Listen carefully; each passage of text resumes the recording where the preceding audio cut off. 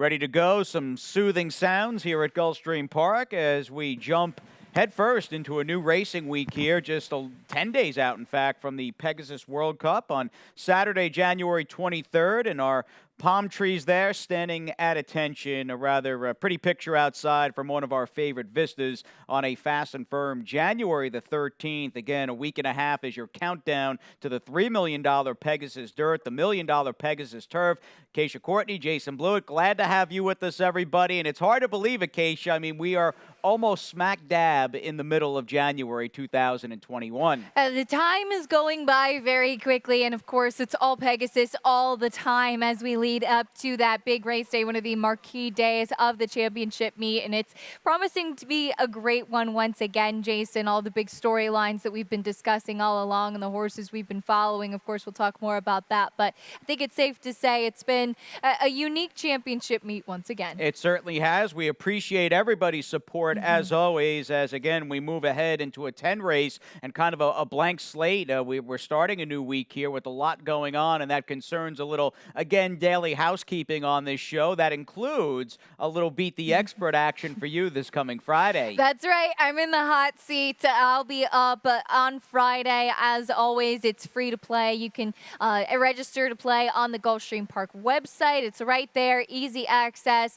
listed under the racing tab. So check out Gulfstreampark.com for all of that information, and we hope that you'll sign up. It's always a lot of fun, though. A little bit more pressure for us. It is a lot more pressure, in fact. Let me correct you there, and I'll be in the hot seat. You never cheer home a 1-9 shot like you do on Beat the Expert Day. No, and the thing is, they rarely win on those Beat the Expert days, so that might be, again, a good rule of thumb. Pick some prices if you're out there taking on Acacia this coming Friday, January the 15th, and I finished that card this morning. A lot of opportunity in some big fields, much like today, and a good size of those fields, or at least the majority of them, obviously make up more than half of the program today because our Rainbow Six Acacia begins in the 5th. It does, and we have $200,000 guaranteed. We just had that big mandatory payout on Saturday. The pool will continue to grow, so nice to see as it was a $100,000 guarantee on Sunday. We're already up to the $200K figure, so hope that you'll take part in that. Starts in race 5. You've got 2 for Todd Pletcher in the first, a Bill Mott, a Mike Maker. How's that early pick 5 ticket looking? Well, it's not an easy way to start things off. I think Lease on the drop is he is the early favorite for Bill Mott, but I think it's a little bit of a difficult horse to trust. Obviously, getting Lasix for the first time and taking that drop in class could take a big step forward.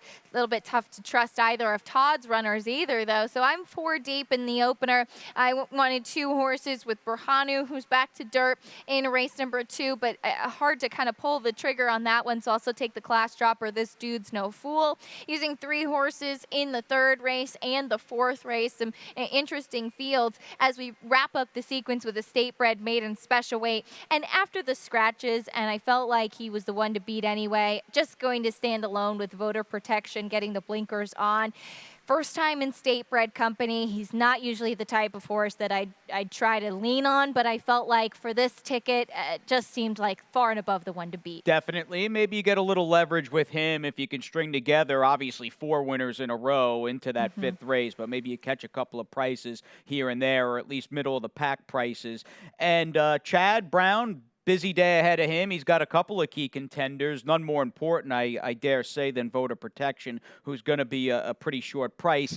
In looking at this first race, though, again, the long arm of the likes of Todd Pletcher and Bill Mott, it's hard to escape them, even in a lower-level type maiden claimer on the turf like this one. And you and I are taking, in fact, a nice cold 3-11-8 trifecta to start the card. And look, Acacia, when it came down to it, all kidding aside, you've got, again, a little bit of a sell-off here in the 3 Lease as he goes from maiden 50 to maiden 25.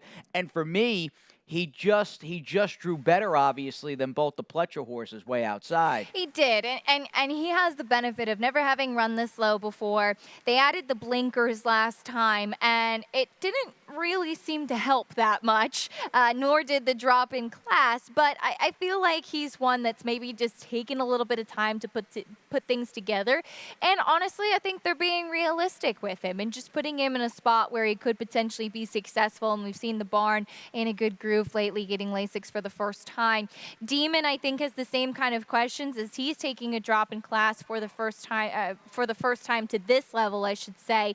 He was very kind of distracted, a little nervous to me last time. So I think also making the third start of his form cycle here, we could expect some better things. With Rod Ortiz Jr. Now let's bounce over to the main track, moving on to Wednesday's second.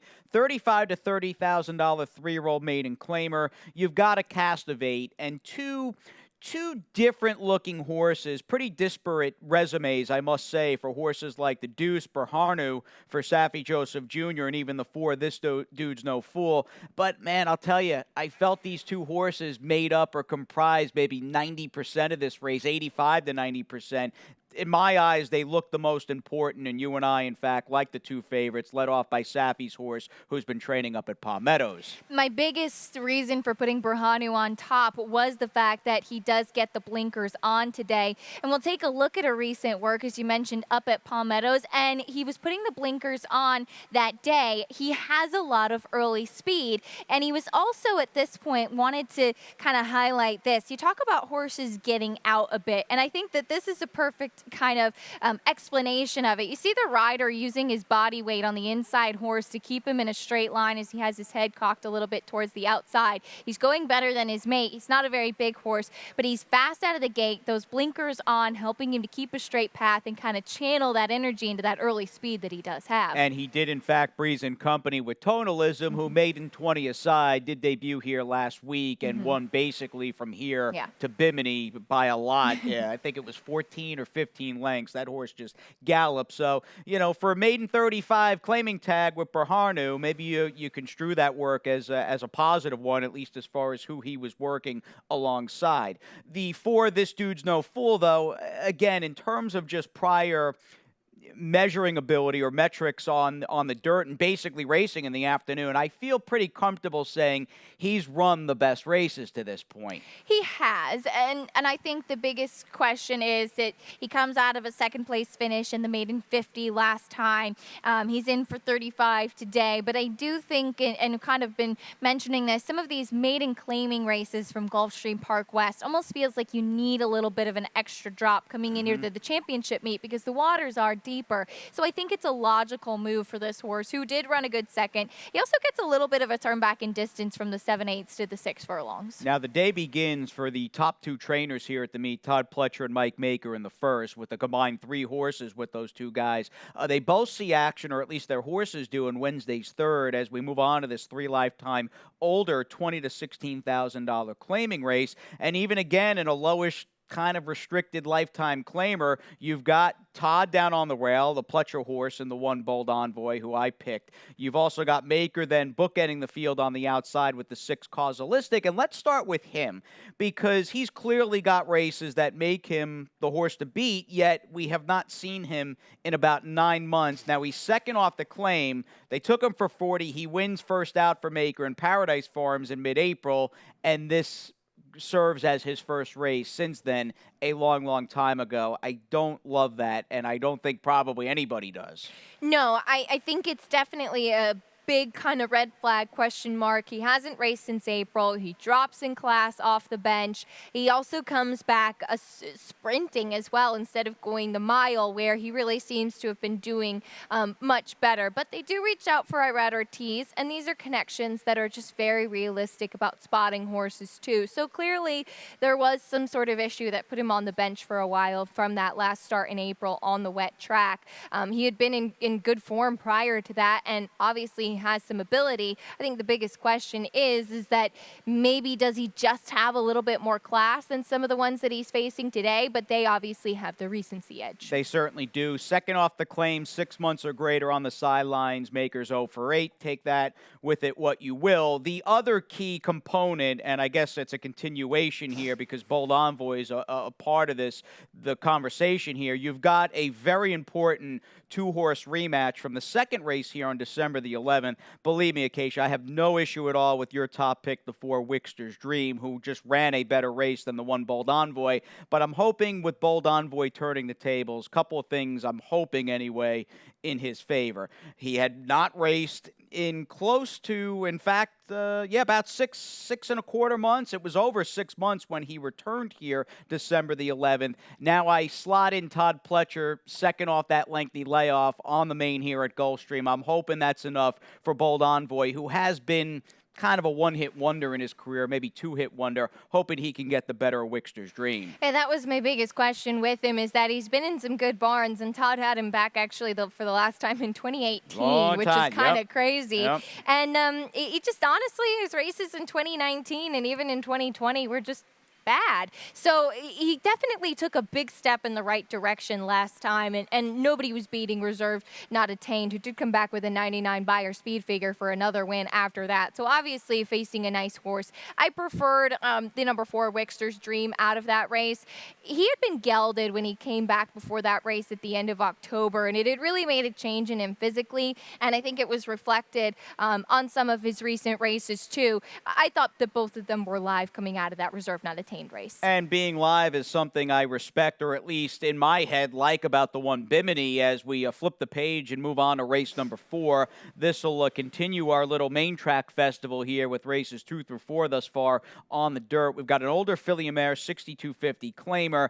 I tend to like these Peter Walder class dippers, and believe me, Bimini has got her share of questions, albeit against better horses. She hasn't run really at all in her last 3 starts. I'm hoping this is just simply the obvious curveball she needs to just get her back on track at this stage of the game. And I think that the biggest kind of positive about the class drop here was that her last win did come for an $8,000 claiming race back in June. So it is kind of a back to basics type of class drop. It's not as if she has been running against tougher, but it's not as if this is the first time that she's kind of been all the way down to this level. So I do respect her.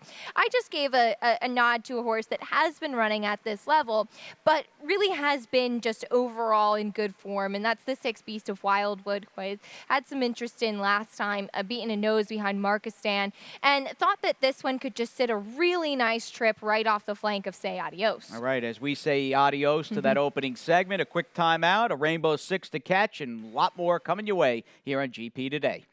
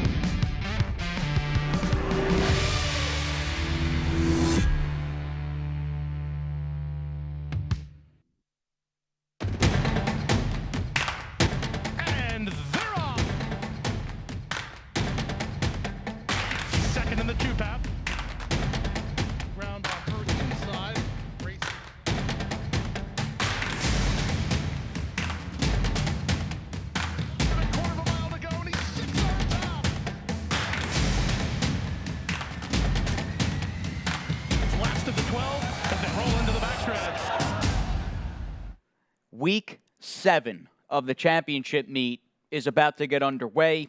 About 45 minutes out from race number 1, and a very firm start time on this Wednesday afternoon of 12:35 Eastern.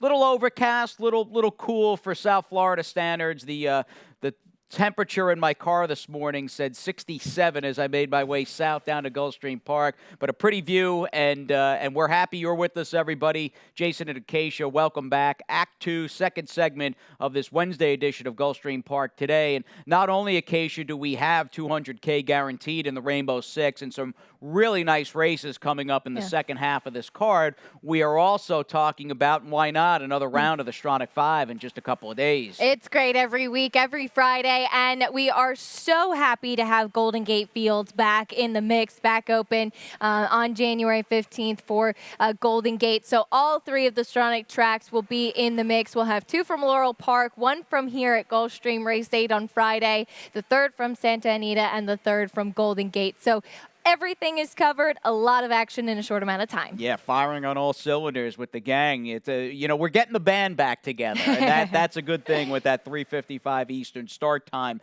Mark your stopwatch here, or at least your phone alarm, because 2:36 Eastern will be the start time of today's Jackpot Rainbow Six. Do you view, Acacia, perhaps this Rainbow Six as maybe a Rainbow Pick 5 with voter protection in that first leg? I ended up using a little bit more coverage in the Rainbow Six. I singled in the early pick 5. I'm going to back myself up with the Rainbow in the 8 Triple Jeopardy, as I did find a single a little bit later on. So I'm using 2 horses here in the first leg, though voter protection far and above the one to beat. I'm 3 deep in race number 6. I'm excited to see our old friend Starship Apollo back sprinting. Yep. I think that's where he belongs for sure.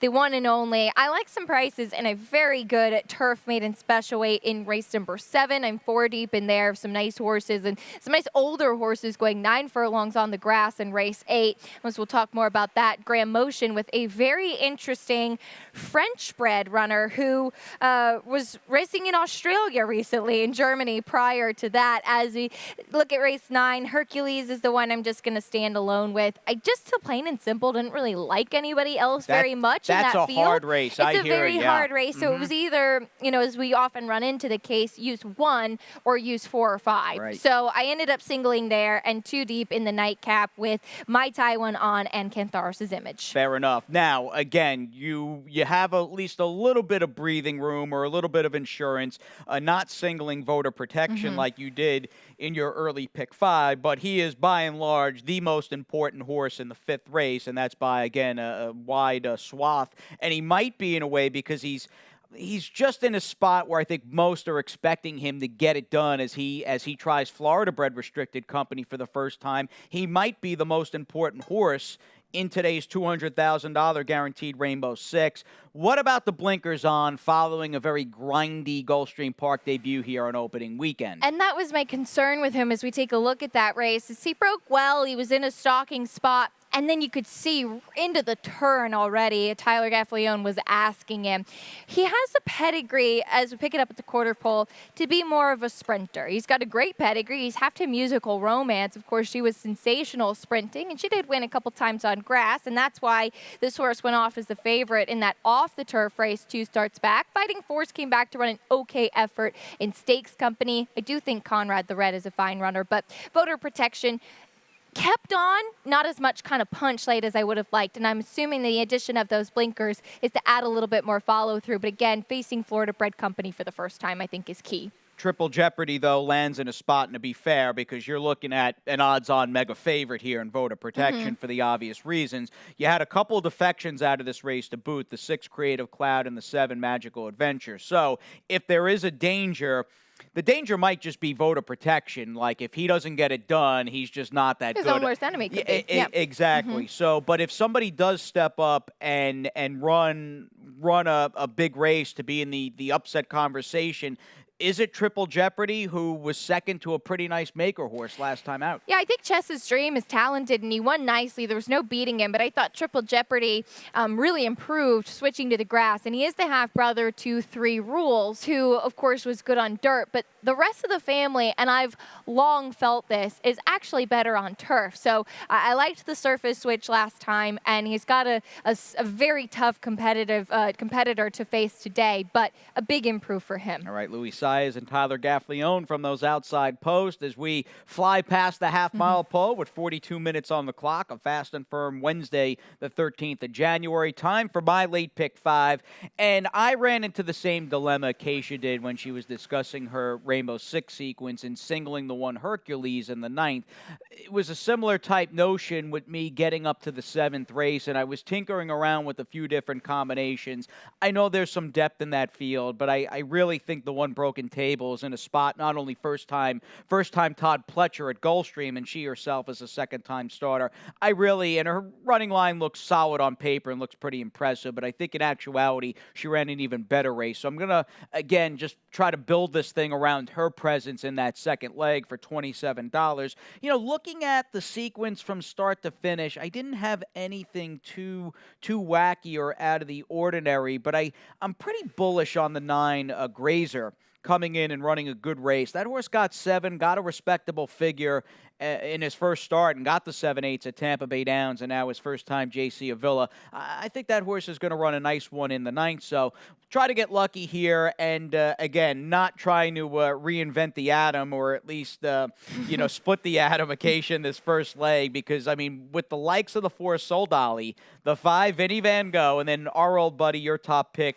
the 8-year-old who's run 61 times in Starship Apollo, I felt as though one of those 3 would get it done, and by and large, they made up about upwards of 90% of this race as far as my humble estimation is concerned. I'll take the 4 Soldali, who's quick, and although he ran on a quick turnaround, I like the fact that he ran so well against our Mercedes boy, who would be a big favorite against this field. He ran a very good race last time. I think he's certainly a big player today. Wondering how the pace might play out with the presence of Rough Entry to the inside, who I don't think is as good, but I'd imagine would have to be on the engine from the inside post. But I respect Soldali for sure. He's been in good form. Just kind of had to go back to Starship Apollo, as I like that, he's not in for the tag once again today. He's obviously an old gelding that's been very popular at the claim box throughout his careers. He's making start number 62 today. He's a beast. He really is awesome, and I know we're big fans, but I think that maybe that last race was almost kind of a tune-up. Sometimes with older horses, you almost have to kind of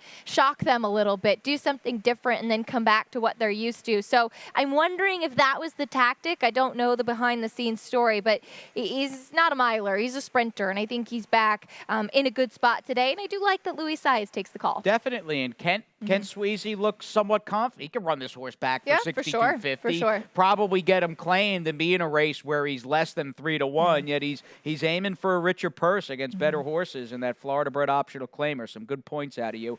Let's get on to the 7th. I think this sits as my favorite race on the card. This is a good-looking 3-year-old filly maiden special weight race. As we cap, and we'll have more during the lightning round, we saw an absolute monster here on the turf. How good was Jouster real fast in Sunday's last? And with that amazing pedigree, it's nice to see her really kind of find her feet on the turf, as she was an hour the best, and she really looked the best in the flesh too, and she ran like it. A very good one for Todd Pletcher and Starlight Racing. Definitely, and Todd Pletcher's in the mix here with a Rod Ortiz Jr. on the Irish bred Broken Table, who was off very awkwardly and very sluggishly first out. Started her run though above the half-mile pole and was able to, despite being 3 to 4 wide, essentially sustained it all the way until deep stretch, and just could not catch the winner in that race, who was a 6 to 5 shot for Klarovich and Chad Brown. So I'm a fan of Broken Table, but I'm dying to see how a few of these fillies run, not only the Chad Brown horse and Gabby Squared, but let's move on to the number 2, Spill the Tea, who did strike me as a filly who was going to want more ground than that 5/8. Oh, I must disagree, actually. I thought she was a tried and true sprinter, so that's my biggest question today. I mean, maybe she could stretch out, but she ran a really big race that day. As we look at that December 13th race, she was closing very well. Reina Gall was the one horse who did end up getting disqualified, and we'll get a chance to see it. It could just be that maybe she'll get a race under her belt and she'll kind of fine-tune a little bit, but she's one of those solid, rounder built type of sprinter physiques in Spill the Tea. But obviously here her momentum shut off. For a young horse like this to keep having to stop and start like she was in the stretch, I thought she finished up really nicely. For me, the distance is the biggest question. Fair enough. I thought she'd like it. She's an Ironicus. Sure. She's a second-time starter, and although Phantom Vision perhaps didn't run as well as I thought she would against Mia Martina here. I think she makes a nice horse, though. Yeah, she is still very much a work in progress. I think, again, Spill the Tea was beaten by a talented filly whose best days are ahead of her in Phantom Vision. Let's move on to Chad's horse in the 4 Gabby Squared before we get on to your you took the one horse? I think we're still on race 7. Those are race 8 picks. Oh, There we good. go. All right. I was getting confused here because I'm like, didn't you pick the Flintshire filly? Who, you know what?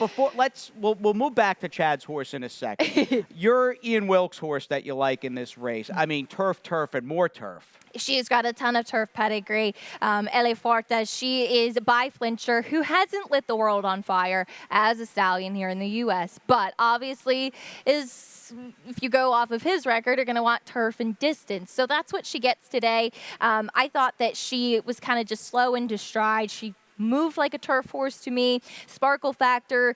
Did win once running on turf here in the U.S. for Leroy Jolly after starting her career in Ireland too. So this is a very strong family. Arch mare, very good broodmare sire. I'm hoping second out she improves. Moiglaire. I mean, it's a Christophe Comant, Moiglaire, second generation. Yeah. Lots of turf and some great points out of you. Real fast, we got to mention the Jack Melton filly here for Chad Brown and the 4 Gabby Squared, who admittedly on paper, I've got her second. I've got her more highly rated than you do. I got to tell you, though, I think in actuality, I liked her race on paper a little more than watching it. To her defense, though, because she just really never had any response in that race. She was almost 15-1 first time out. Yeah, I think that's the biggest question, too, isn't it? A Chad Brown firster on the turf who was a 15-1 shot. And she did have to kind of alter course a little bit in the stretch, trying to find room, going inside, going outside, and not really with much chance. But she's one I'm going to kind of watch from afar, and we'll see. I'm starting to wonder about the quality of that race, too, that she faced. Horses are 0 for 3 out of that race, including the winner, Mr. Kari's, who was a big price for Neil Drysdale. And, in fact, on Sunday, I had noticed, was 5th as the favorite in an allowance race out at Santa Anita Park. So your fears are founded so far. We'll see what Gabby Squared does in a good-looking cast in the 7th. Moving on to the 8th, we'll go a mile and a furlong here, and 2 really nice turf races back-to-back as just a completely different side of the spectrum in this one, as you get a real solid, classy, and very, very seasoned group of older horses in this 8th race. Lot going on in terms of just big-time barns in the mix, and I'm wondering, as I look down, you and I are kind of in the we boxed up the same super in this race. I opted to take the number 8 horse Artie's Rumor, and why not start with him, just because he paid immediate dividends off the claim for Maker and Paradise Farms, and was moving right in tandem with High Noon Rider before he just got brickwalled in traffic last time out. Yeah, I think as far as trips go, he really had the most difficult one of that big 12-horse field in the Claiming Crown Emerald. Just never really had a chance to make that run there in the stretch. And it wasn't at all a case of not liking him in here. It was just that I liked a couple of others better, and I think that speaks to the quality of this race. I like this race quite a bit with some of these older horses, these hard knockers, so to speak. But before that, Artie's Rumor had been in very, very good form, and Irad gets a chance to make amends today back aboard. So we'll see what he does, as he certainly will be coming from off the pace. Danny Gargan, meanwhile, is a week and a half out from running Tax in his second consecutive Pegasus dirt race, and he's 9 for 21 or 22 at the meet. He's looking for back-to-back wins with the British-bred Monarch's Glen, and why don't we take everybody back to this horse's last-out victory, closing week over at GPW. I'm looking down not only a solid effort against a pretty salty field for GPW standards, kind of neat and maybe a little melancholic seeing a horse in the mix by Frankel, considering Prince Khalid passed away yesterday. It is, and we will talk a little bit about the Juddmonte legacy later on, but Frankel obviously left his mark, as did all of those Juddmonte bloodlines. But I think the biggest takeaway from this race is that the now 7-year-old Monarch's Glen finally got back to the winner's circle. It's been a long time between drinks for this horse. Obviously, he's an old class horse and has run some really, really good races, but good to see him kind of put things back together last time. Definitely. You like Hall of Famer Roger Atfield. You've got the rail with Tyler G and the one perfect Spidey, who 9-1 aside, good race last time behind a Pegasus turf horse in Social Paranoia. And that kind of elevated it for me, too, is Social Paranoia, obviously the class of the field, and he is Pegasus World Cup turf bound. But the win at Woodbine 2 back was strong, and I actually thought that this one, who was very sharp, on his toes, stretching out, looked to me like he was going to, benefit from having a race here at Gulfstream, and he will appreciate going a little bit longer, as he can be up in that first fight. And we, in fact, don't go longer, but we do cap things on on the main with race number 9, which is a 3-year-old restricted, 20 down to $16,000 claimer. I didn't see the morning line odds in the program here, but I would imagine you probably have the favorite, certainly with Arad getting aboard for Juan Alvarado on the 2 Hercules. Is it the dip to 20K just the main reason he's supposed to run a lot better than he has, per se, in the majority of his races? The dip in class, and with all due respect, the switch to Irad Ortiz, I think seeing him take the call in here today is very noteworthy. This is a horse that started out very strong with a big effort on debut, and then seems like had a little bit of trouble kind of getting back on track. It just feels like it's go time for this horse. I just had my questions about some of the others in the field and maybe the quality of races that they do come out of, so I preferred one that was taking a drop. No, that's fair. Don't know what was in the wake on that sentiment behind the number 2 Grazer, but winning at 7 first out for with Peace and Love, pretty low percentage barn that doesn't win all that often and certainly doesn't run all that many firsters. You know, maybe that underscores coming back for 20 here, moving up to a trainer that does a great job in J.C. Avila. Maybe that stuff just makes a lot of sense, you know? Yeah, I cannot agree with you more. Like I said, I preferred a class dropper, but I just kept kind of going back to this horse. You know, that daylight score, and it looked visually like a nice race the way he put things together on debut. So we'll see how he does second out. Yeah, you got the program out there. Yeah. What price is He's Grazer? 6 to 1. 6 to 1. Okay, Yeah. pretty good. What price is Hercules? 5 to 2. 5 to 2. Yeah, he's the favorite. Okay, fair enough. I think Irad Ortiz, he's going to move the board no matter what he's on, That's right? what he does. That's what he does. Now, will Louis move the board a little bit? Saez, that is, in the nightcap today, race 10, which is a turf sprint, the $35,000 to $25,000 older claiming turf sprint. Louis, of course, riding for Jane Sibeli here on the 3 Mai Tai One On, who is one of 2 Sibeli-trained runners in the race, along with the 7 Coop Tries Harder, who I was hoping, second off a little bit of a breather, might be able to run a bit better than he did behind that big drink of water. I do see, though, although we respect Mai Tai One On, you've got him second, and he's probably the story of the race, just in for 35. We both like Cantharoso's Image, who, speaking of Arad, you got him here. See if he can sweep the late double for me as he picks up the mount. 1 of 2 in here for Steve Glaceris as well, as both the Sibeli and Glaceris barns well represented in the nightcap. And this horse is just a hard hitter. An 8-year-old gelding by Cantharo, shows up every time. Key race, too, last time. The Virginian came back with a 78 Beyer speed figure. Another horse came back with an 80. So that was, I think, a salty field for the level at Gulfstream Park West. Biggest question, of course, with Mai Tai One On is the drop off the layoff since last July. And it's a very limited stat, but after more than 180 days from allowance to claiming, the barn is 2 for 5 winning, 3 for 5 in the money. So it's not something we see very often either. Yeah, but I like that there at least are a couple of winners from only a five-horse sample there, because you get a sense this horse probably needed a little bit of a break and maybe hasn't lit the world on fire just in terms of him coming back as a newly turned 7-year-old, hence the placement for $35K. We'll see how he does, and of course, collectively, we'll dive into our lightning round on this January the 13th. A lot of ground to cover, including, it is a Wednesday after all, the jockey and trainer standings here at Gulfstream with 6 full weeks. I think we've run 30 full cards of racing in the books, and here you go with Big Louis Saez in the lead. Well, I don't think Louis Saez has missed many opportunities to ride either. It seems like he's on just about every single race. Him and his agent, Kieran McLaughlin, working hard throughout the championship meet, and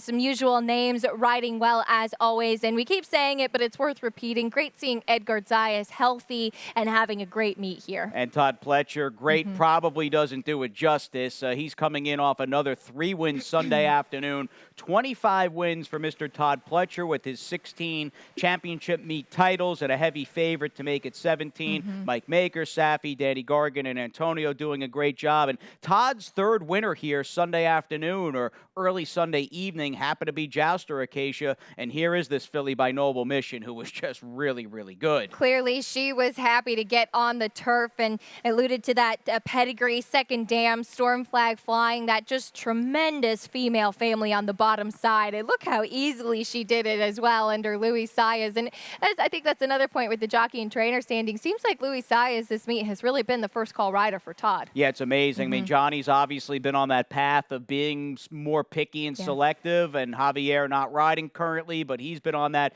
same trajectory. And Louis kind of grabbed the reins. I mean, Todd and Kieran go way back to the D. Wayne Lucas days, and clearly have a good thing going. As did here late Sunday. It was kind of a nice encore getting Jouster with her 82 buyer in the nightcap, because preceding that was the big return out of Mischievous Alex, who had won the Swale in Gotham. What'd you think of this return where he didn't have a disastrous trip, but was off a little bit slow and overcame a sluggish start? He was, and honestly, this is something I've noticed from him before. Looking back into my notes from the Woody Stevens and the Alan Jerkins, he kind of balks loading into the gate. And I think sometimes that hesitancy, being maybe a little bit distracted for the break, and especially having the one hole on Sunday afternoon, I think it kind of put him a little bit behind the eight ball early on. And it's obviously something they've worked on, as he can be a little bit quirky. Saw the addition of that extension blinker fully covering his right eye, as he had been kind of drifting all over the place in the mornings, but it seems like Safi is really working on fine-tuning and figuring this horse out. And Safi may be taking a shot at a very big price with Math Wizard as we move on to our moving up topic here, and that is more or less a slight reshuffling of who might be in the body of the $3 million Pegasus Dirt. With the retirement of Mucho Gusto, it sounds like Charlatan is bypassing the Pegasus in favor of the Saudi Cup, and you've got King Guillermo and Math Wizard now moving up again into the main horse 12-horse body. And a couple of new horses invited, including Coastal Defense for Dale Romans, who was fourth in the Clark behind Bodie Express. He's the brother to Free Drop Billy. He's one that I've always thought wanted some more distance. We're taking a look at King Guillermo's Tampa Bay Derby. He returned to the races in the Cigar Mile on that very wet track, but seems to be training well for a potential Pegasus start. And we had a very Pegasus Tuesday afternoon talking about the race and the fact that, believe it or not, we're just a week and a half out. And just was curious, a very unscientific poll. Let's drum up a little bit of excitement again with a week to go before the 5th Pegasus. And outside of the likely 3 betting choices, Knicks Go, Tax, and Code of Honor, I was just curious who would be the public's preference, and we got well over 400 votes. And I guess unsurprisingly, Acacia, Knicks Go seems to be the darling. The dominant winner of the Breeders' Cup Dirt Mile. It's exciting to have him here, as he's stabled at Fairgrounds currently, so I feel like he hasn't gotten as much fanfare as maybe some of the other potential runners, and that's just because maybe he's been kind of kept a little bit out of sight leading up to it, but boy, there was nobody beating him in that Breeders' Cup race. He's in great form for Brad Cox. He absolutely has, and maybe Knicks Go is the horse you want, capping your Breeders' Cup World Cup betting challenge here, where an entry fee gets you involved. I mean, a whole list of just amazing traits and overall goodness here with the PWC BC. We're talking $274K in cash prizes, that cash prize pool, assuming we get 250 entries. And of course, that $50,000 prize pool from Pegasus World Cup and First Bet. You can get all the details on the website, as always, pwcbc.com.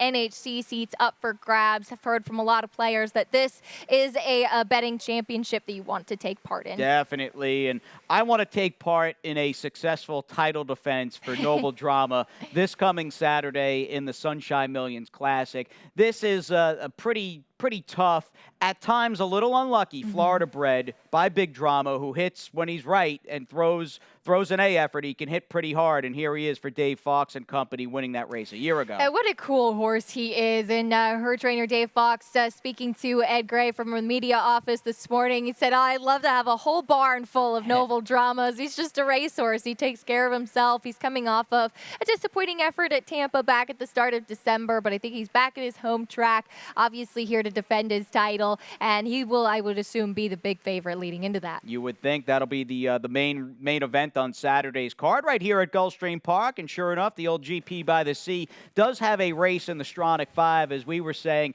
it's great having the gang back together, a little Northern Cali, Southern Cali, and some East Coast flavor in the Friday 15th rundown. So happy to see our sister track Golden Gate Fields back open this week, so they'll be part of it as well. Laurel Park, Gulfstream Park, Park, Santa Anita, and Golden Gate in the mix. Absolutely, Friday, January the 15th, and we do end on a poignant note here with Prince Khalid bin Abdullah Al Saud of Juddmonte Farms. The announcement that he had passed away peacefully at the age of 83 started making the rounds about 24 hours ago. I mean, we could really sit up here, Acacia, for the next few days talking about his legacy, achievements, and what he brought to this great game, not only in the United States but globally, worldwide. And I looked up and read an article in the Daily Racing Forum this morning that Juddmonte's colors boasted 500 stakes wins worldwide, 118 Greater Group 1 winners, and 102 of those were homebreds. And you talk about a legacy, just the incredible mark, those very recognizable silks that they leave on our great sport. You think of the homebreds too, and I was looking 7 Breeders' Cup victories, 118 Group 1 winners or Grade 1 winners, bred 102 of them, Hasili, Tuso, the Broodmare Band, and of course, who could forget, I mean, running right into the history books was that first ever Pegasus World Cup about 4 years ago. It was Arrogate against California Chrome, and we've got Pete Aiello off the far turn with the mighty Arrogate in that 2017 Pegasus. Into the stretch, and it's the Breeders' Cup winner. It's Arrogate in front, leading by 3 with 1/8 of a mile to go. Shaman Ghost is trying to get into second. Then Neolithic. Back fourth is Noble Bird, followed by Keen Ice. But what a race! What a sport! What a horse! Arrogate romps in the Pegasus. He won it by 3.5 while confidently handled. Shaman Ghost second.